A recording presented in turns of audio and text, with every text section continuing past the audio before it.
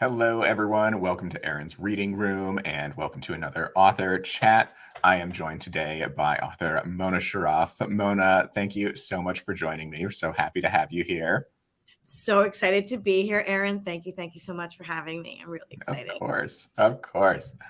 Well, I always start off these interviews by asking my guest to show off any covers that they're in love with. Did you bring any covers for us today?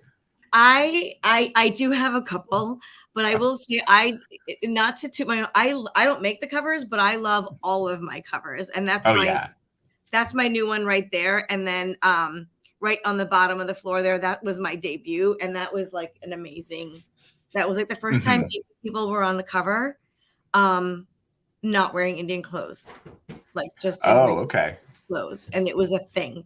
It was really cool. This just is one of my book mail things that just showed up. How pretty is that? Right? And then we might be talking about it later, but this is what I'm actually reading right now, which is kind of a cute cover. Oh, okay. And then this is another, I guess I have a theme. I'm liking the flower theme, and that's great. Somewhere you can see back there, I have my flower themed book from The Second First Chance, and it was all flowers. But you know what? Harlequin does such a really good job with my covers. I love them. Yeah. They are great.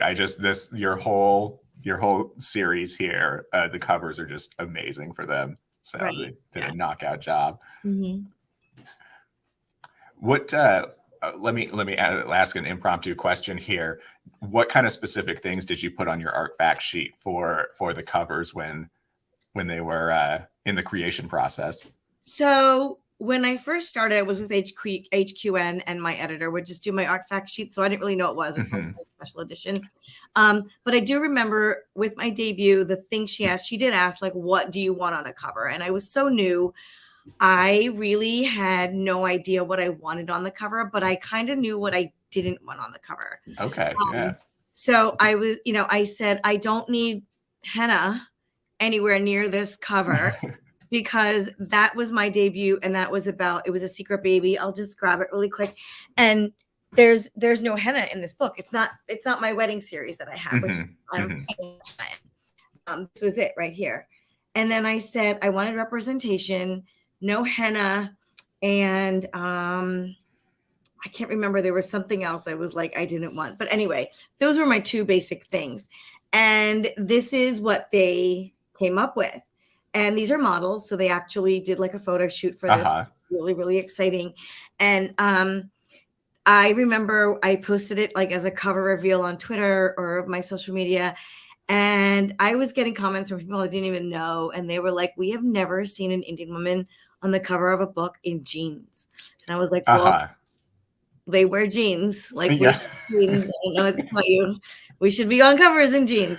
And that's kind of how they dress and all that in the book. So moving forward with special edition on my art fact sheets, they usually want like a scene. They want to somehow capture like the mood or the essence of the book. And I feel like in the three covers you have behind me, they really did. So because my series has to touch a wedding, it does help. It lends itself to color and romance because of the wedding theme that goes along with it. But they do ask me for, pictures of people who look like, the people I know for the No Rings Attached. They asked me specifically for bride pictures, like what would she have been wearing? Okay, Right? How would she have looked? In that one. And in the one cover that I thought I don't know how to share screen, so that's not going to happen. But I did a reveal of it a while ago. It's my next one that comes out in June. They even showed me links to the models. They were like, pick, like, who do you think, like, before they did the shoot. And that was exciting to be able to pick from what their narrowed down choices. Of course, I mean, it's such a big world of modeling. I wouldn't even know. But they sent me their thoughts and asked me, what I thought. And so they've always been really open about it, really, really willing to do whatever. And they always come up with great covers. They do. Yeah. Mhm. Yeah. And for No Rings Attached, definitely it's really captures that opening moment where Yeah. they have their, well, I guess it's not their meet cute, but it's their second meet cute, I guess. Yes. Yeah. It's the book, but yes. Yeah. Friend Alicia is here. Hey, Alicia, thanks for joining us in Reading Room. Always good to have you here. Well, congratulations on the release of No Rings Attached. This is the third book in your Once Upon a Wedding series. How does it feel to have this series have taken it this far? And it looks like there's one more, is what it sounds like, at least. There's a couple more. Yeah.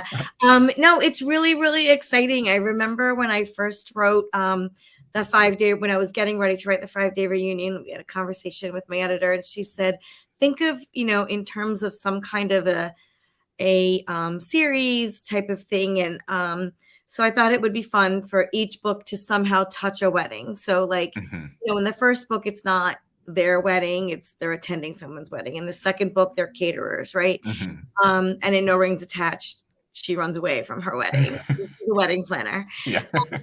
So, each it lends itself to sort of that romance and everything that surrounds a wedding. And it's so fun to be able to share different aspects of Indian weddings as part of just their background, like what they're doing. And that kind of, sometimes it's decor, sometimes it's ceremony, sometimes it's food, like that kind of thing. So that it's really exciting. And I don't know that, when you start, like, I didn't know where it was going to go.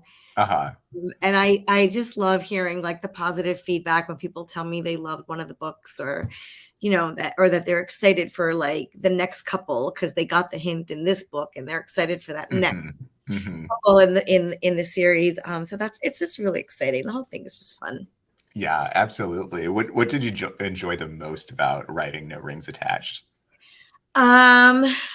What did I enjoy most about, right? No, I enjoyed the runaway bride aspect of it. Like that was my thing. Like I watched the Julia Roberts Runaway Bride movie. I don't even know how many times. And there's so many Runaway Bride books out there. And I just, and if there's one out there, a South Asian represented one out there that I missed, I'm sorry, but I've never found one. And so I was like, what would it be like if she left her wedding, like right before she got to the mandap? And I thought, if I had left and ran away right before the mandap, it would have been like some drama, right? So I was like, I can play on that. And so I thought, well, let's see what happens when an Indian bride runs away. Like, let's see what kind of story that comes out to be. And so I just loved trying to find out different reasons than sort of the more common ones of like why she ran away. And I didn't want it to be the story that most people might expect it to be, where she was being partnered with somebody that her parents had set her up with, or it was an arranged marriage, because somehow a forced situation, and she was running to like better things. I literally made it somebody she chose, and she actually ran to the guy that her parents picked for her, not on purpose. But that's what she ended up with. So she ran from the one she picked, and she's going to end up with the ones that her parents picked, which is a twist on sort of what the normal drama. And that's what I wanted to kind of just play around with for a little bit. Yeah, the turning the trope on its head is always fun to read. Yeah. And I think it's because I'm a parent. Like I want the parents to win a little bit every once. Are you coming up on some children getting married? My daughter is getting married in September. Oh, how exciting! Oh, how exciting! Yes. So we are knee deep in wedding planning and all kinds. Just I mean, putting on a wedding it's across the country from where I live. Oh, okay. So it's a destination for everyone but the two of them, because that's where they live. But yeah, so we've done like clothes shopping, we've done food tasting, and there's still so much more to do. Oh my God. But yes, we're in the middle of that. Well, and I'm sure September is going to come before, way before you wanted to. Way before. Yes. Yes. Well, in No Rings Attached, it has so many wonderful things going on. Like you said, it has the runaway bride, we have a fake relationship, meddling family. When you set out to write a book, do you know all of the tropes that you're going to use going into it, or do they come to you as you're in your writing process? They just come to me. I had no idea these two were going to be in a fake relationship. I knew that she was going to run away. Like, I started with that idea that she was going to run away. Mm-hmm. I knew she was going to run away from someone she chose to someone her parents chose, and that was going to be their story. And that was really all I really knew, except that they would end up together, right? Mm-hmm. And I think this is 8 books in. This is turning out to be my process, like it or not, and I don't like it. I would much prefer to be a little bit more of a planner who Mm-hmm. can outline. I am not. I am a pantser, and I type away, and then I'm like, oh yeah, that should happen. Okay. I do a little bit of plotting. Obviously, I do some in my head, and at some point it hit me that, oh, I could do a fake relationship, and then let's see what happens there. And it kind of just happened organically. Like, Mm-hmm. she ran to him, she found him, and then I was like, oh, they've had a history together. So I kind of put that in there. And then it occurred to me, well, if they've had a history together, they could pretend to be together right now. And then I was like, this is a wedding planner who literally just ran away from her wedding. Mm-hmm. Yeah. She doesn't have a job anymore. Right. So let's work with that a little bit too. So it is something that, seat of my pants, it comes out. Well, it came out perfectly, if I say so myself. It was such a fun read. Thank you. Now, if we could, let's talk about mean writing. So I know that a lot of aspiring romance authors have trouble getting into the mean stuff. It's very easy to just want to make everything happy and go the way that everyone wants it to. There's a moment in No Rings Attached when Sunny's mother tells Sangeeta he only wants to fix you, and I clutched my pearls and I was like, you did not just say that. And we know she was just being harsh in this moment. His mother's not a bad person, but how do you as a writer go about writing those uncomfortable moments in a book? I went and looked at, I mean, like when we write it, there's like a cycle or whatever. So I went back, I remembered writing it, and I went back to my manuscript and I found it because I wanted to see what that context was in that point. And I'm like, oh yeah, I'm like, that's pretty bad. You know what? I do find that being mean, quote unquote, to my characters is the hardest part, right? Mm-hmm. It's also the most interesting part, right? Yeah. Nobody wants to read about they met and they lived happily ever. There's no story there, right? There has to be some angst. Mm-hmm.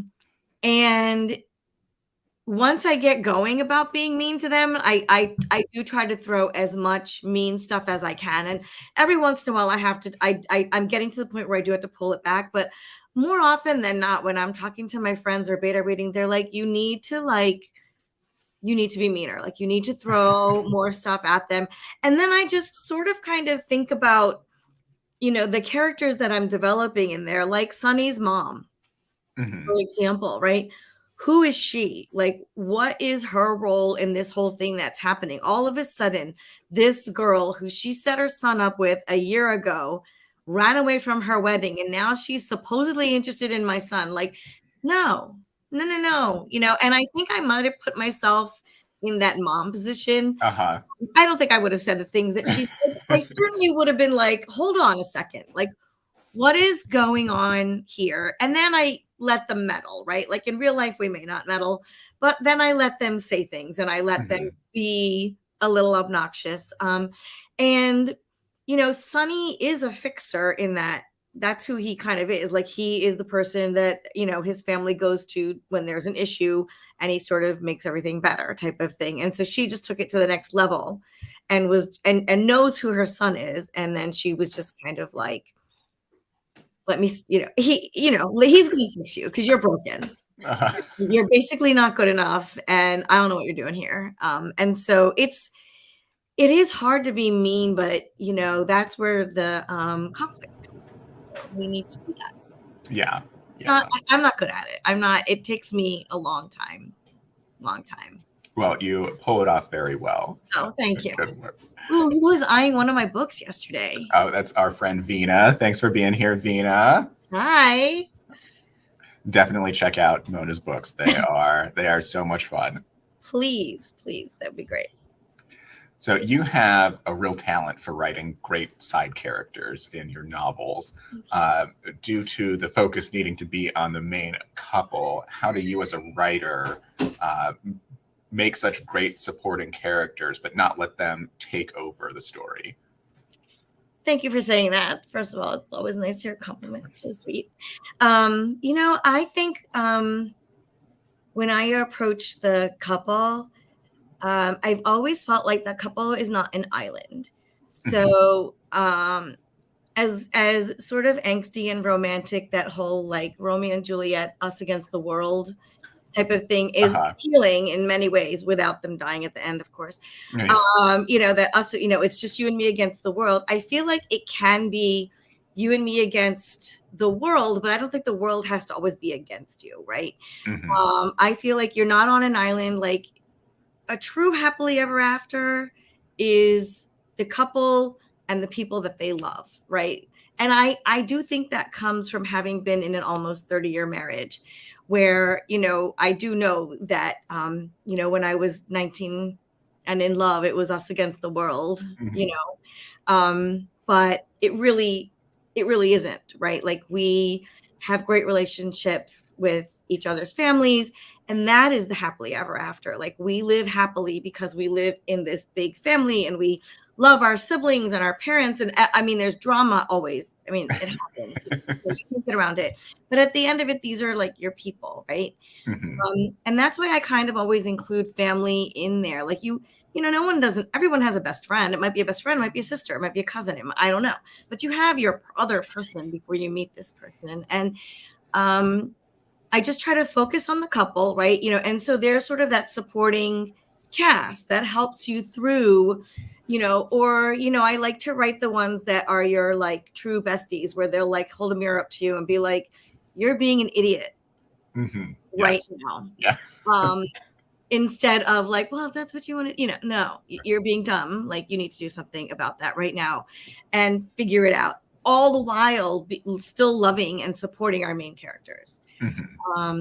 I find that it makes for, I just find it more, to me, it's more real.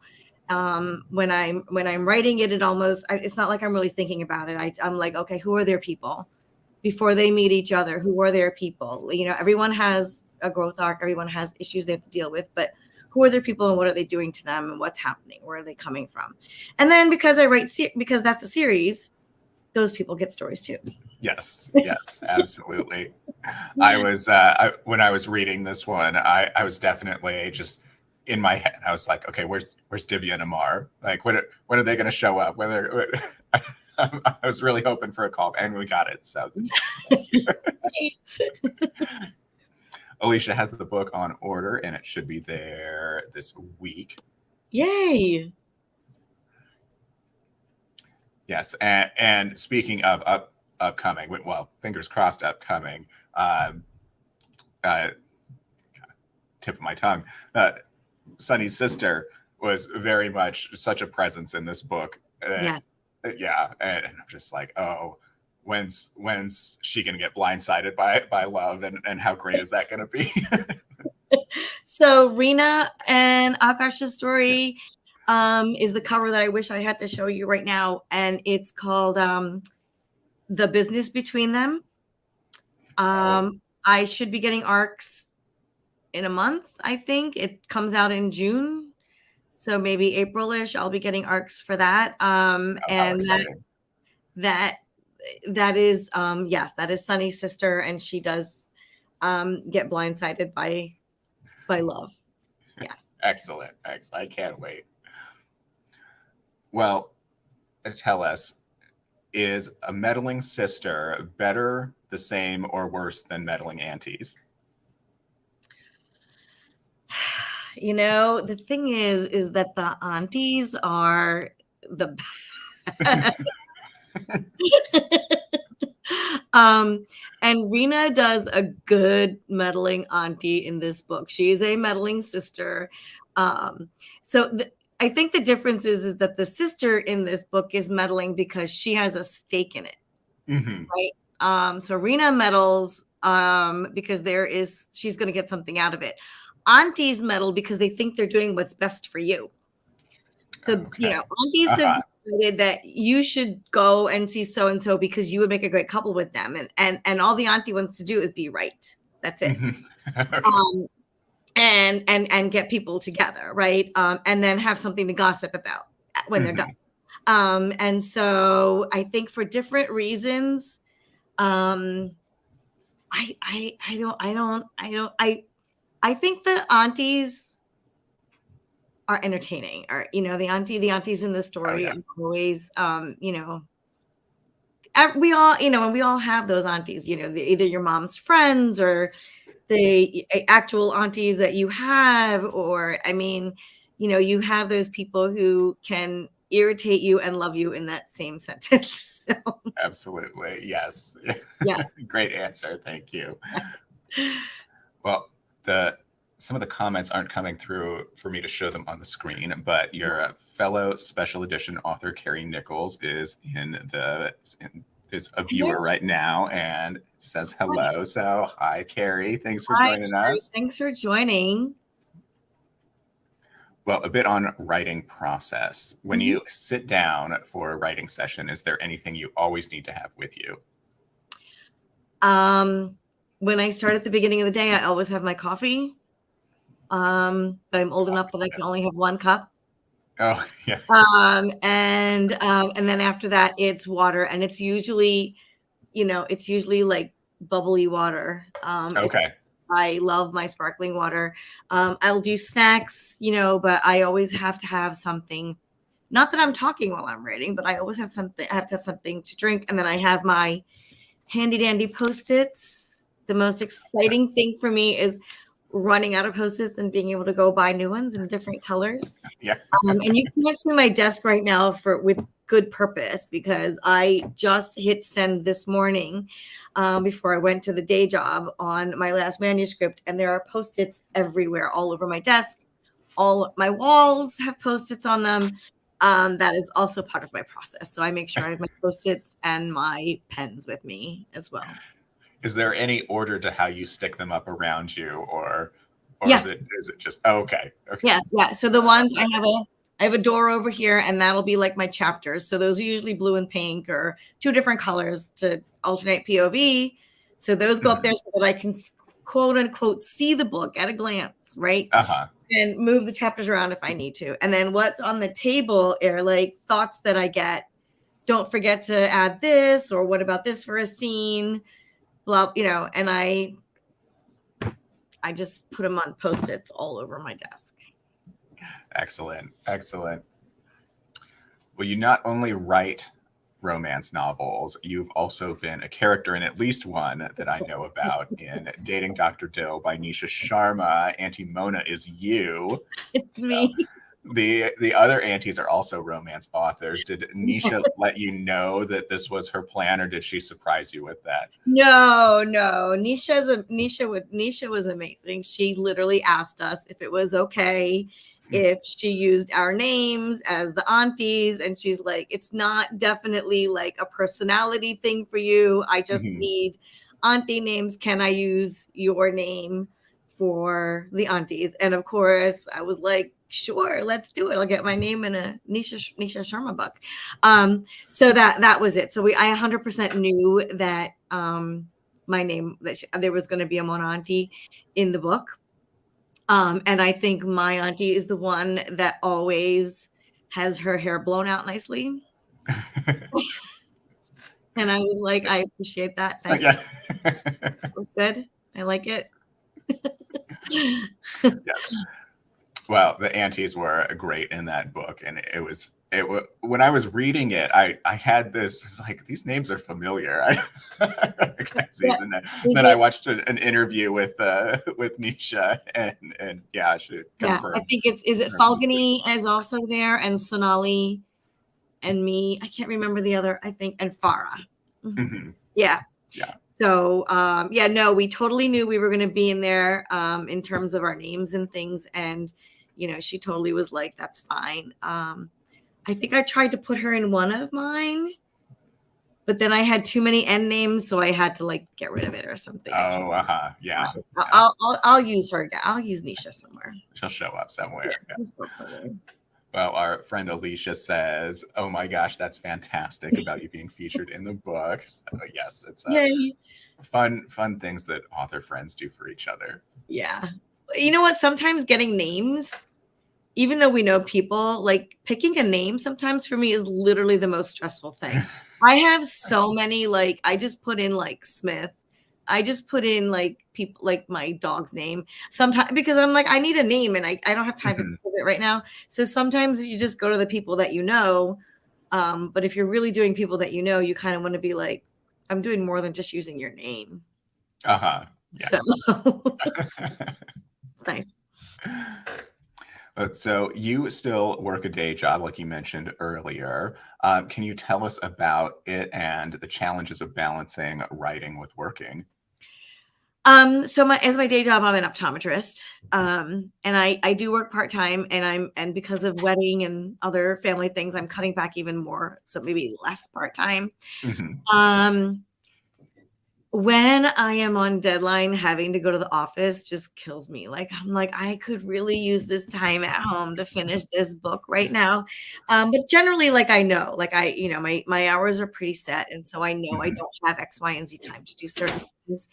Um, I also didn't, my children are grown and out of the house. I'm not really taking care of children per se, like every day like that anymore. Right. I have our parents here in the house now, so there's that.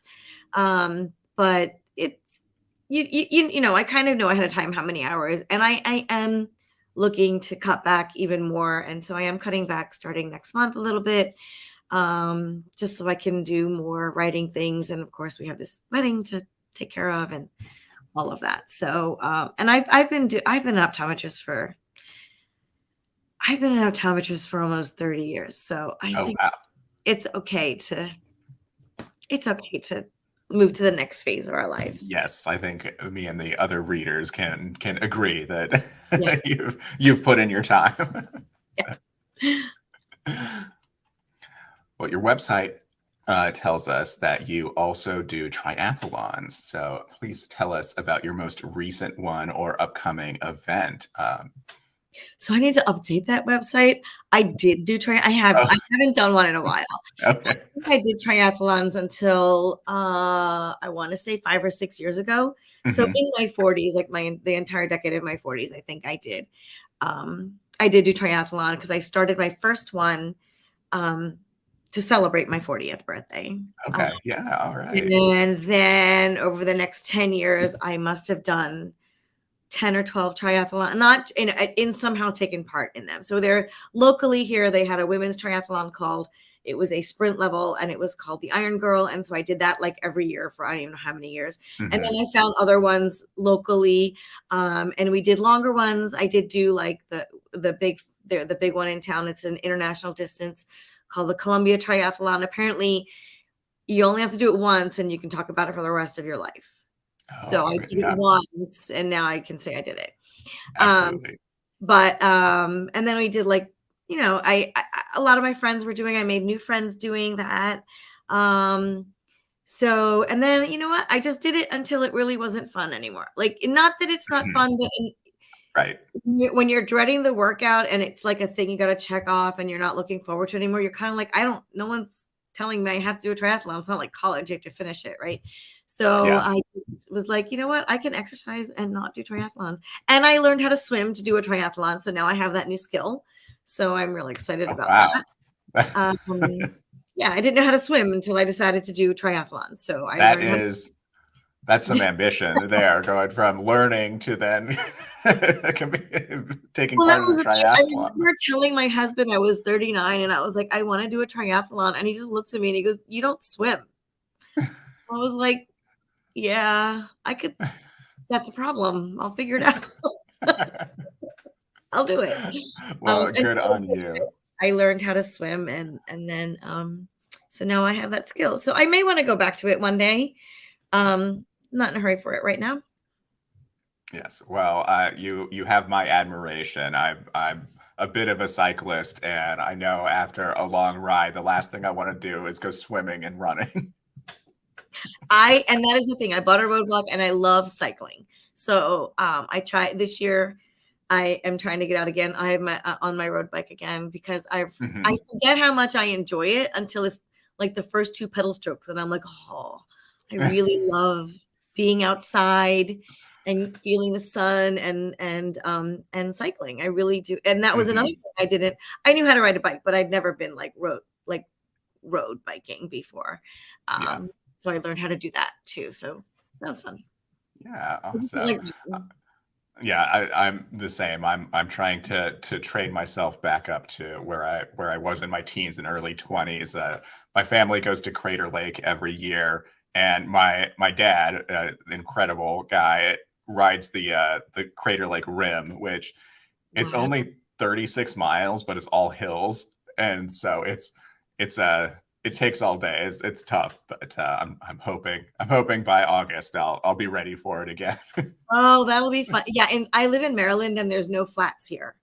Oh, yeah. So everything is hilly. So we did a couple of times or I think I did it at least once. We did there's like a bike to the bay in Delaware and it's flat. Uh-huh. And when I did that was maybe 50 miles that we did. And I'm talking like solid 10 years ago. But I was like, wow, this really makes a difference. Like I didn't when that's all you have around you, you don't know. Yeah. Well, this is nice. Yeah, it was a good change of pace. Yeah, it was. Well, good luck to you. That's really exciting. Oh, thank you. Thank you. Well, all right. Also from your website, please tell us what your idea of the perfect homemade birthday cake is. So you got the homemade birthday cake thing because I was on the Today Show. Yes. For that. Yeah. Okay. I made this cake and it was chocolate cake on the bottom and then it was mint chocolate ganache in the middle, topped with brownie. And then I topped it with either chocolate icing or more mint ganache that was a little bit looser that would like sort of spread more like icing. Okay. And that is the birthday cake that I entered into the Today Show thing. And it was the one I had you had to send pictures of like your cake, and I had shaped it like a champagne bottle for my one of my best friend's 40th birthdays. And Awesome. I made little mini cupcakes that were the bubbles, right? Like I made 40 little mini cupcakes that were the bubbles and put like a little label on there, I wasn't writing when I was baking, excuse me. And it was like an outlet for my creativity. So I would just put stuff together and see what happened. That one really worked. And so that was actually a really, really fun experience too. Yeah. Bring your cake here. Because we got to be on TV and everything. We got hair and makeup done. We met Martha Stewart. We were on TV. It was fun. But yeah, so I haven't baked in a while. But I haven't baked in a while. It's not a time thing because I do find baking very, very relaxing. I don't even be in my house to eat it anymore. The kids are gone. Yeah. So I need someone to like eat the baked goods. So when they do come home, we do that. I do bake for them when they come home. Yeah. I totally get that. Whenever grandparents take the kids for a night or something, my partner and I are just like, what do we do for food? Like, I feel like it's worth cooking for two people. No, you go out. Yeah. Oh, that's what my husband and I did all these years. We would drop the kids with the grandparents for a week in the summer, and I'm like, I'm not cooking, but we're just gonna go out to eat like all these different restaurants that we never get to go to because we have them. Yeah. So Which, yeah, it's usually what we end up doing. super fun. That's super fun. Well, please tell us what is next for Mona Shroff in writing and in life. What can you tell us? Well, in life, I guess my daughter is getting married, and we've talked about that. That's really exciting. I think having a child that's getting married actually, it probably informs some of the writing that I do, because a lot of the writing that we do is just kind of from the gut. And so, if this is what's going on in your life, this is where your focus is. And so that's a different take, because we're actually planning a wedding, right? Uh-huh. So when I just so the manuscript I turned in, actually the manuscript I just turned in talking about what's next is Param's story. So it's the groom that Sangeeta left. It's his story, and his story was supposed to be next, but then Rina and Akash really got it together in that book, so I wrote them first.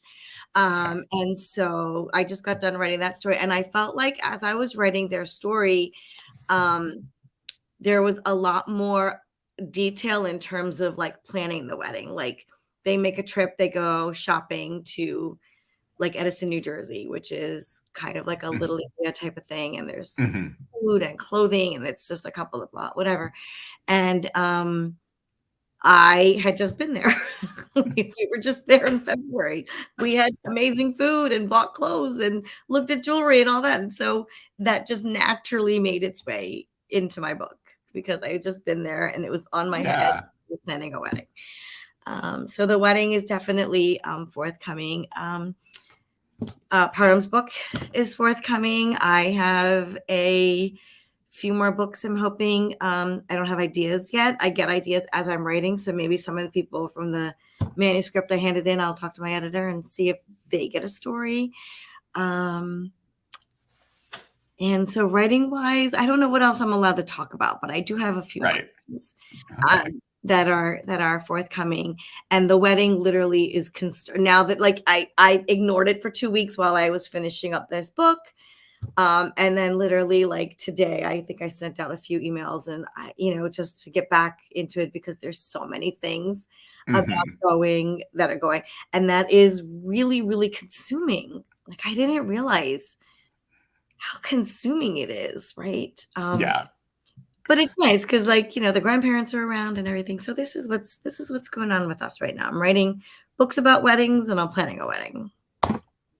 So excellent. My readers are going to watch me plan a wedding. I'm actually one of the first in my friends group to go through this as well. Like, to become a mother-in-law, like all of those crazy words.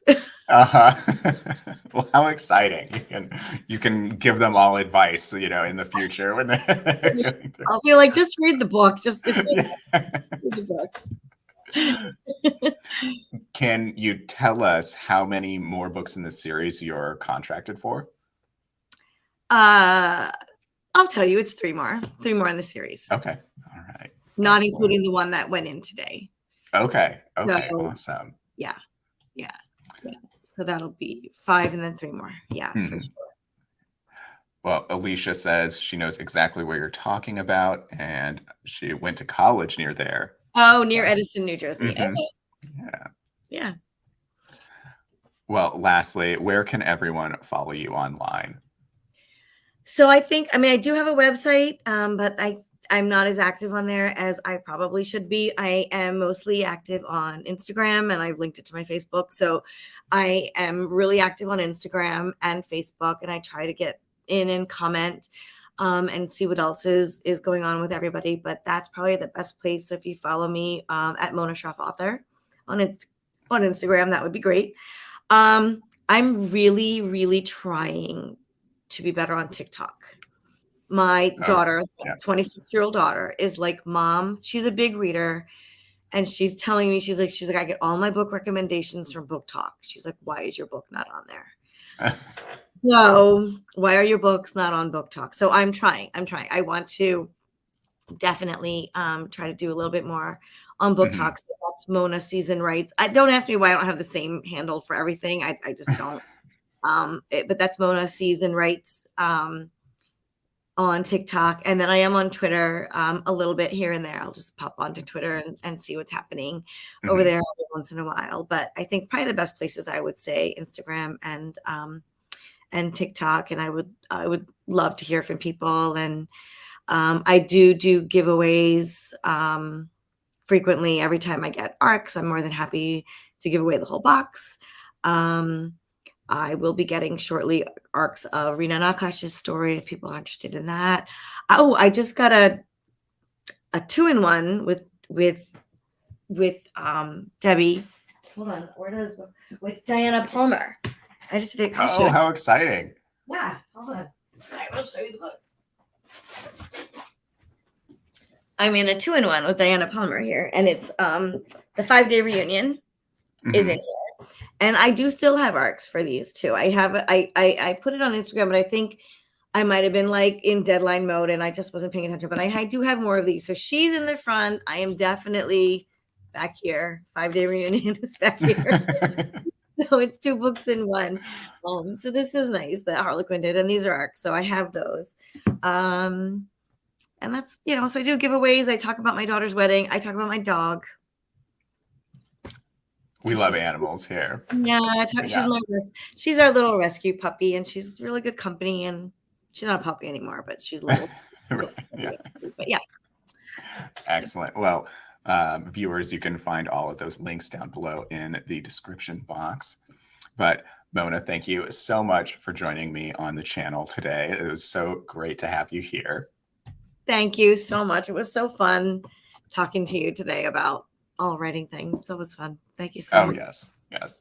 Well, we'll have to talk more probably on the podcast. We need to have you back. We'll find some reason to get you back on there. That would be great. And viewers, the Reading Room Book Club this month is The Warded Man by Peter V. Brett, and that will be on Monday, March 27th, 10 p.m. Eastern, 7 p.m. Pacific.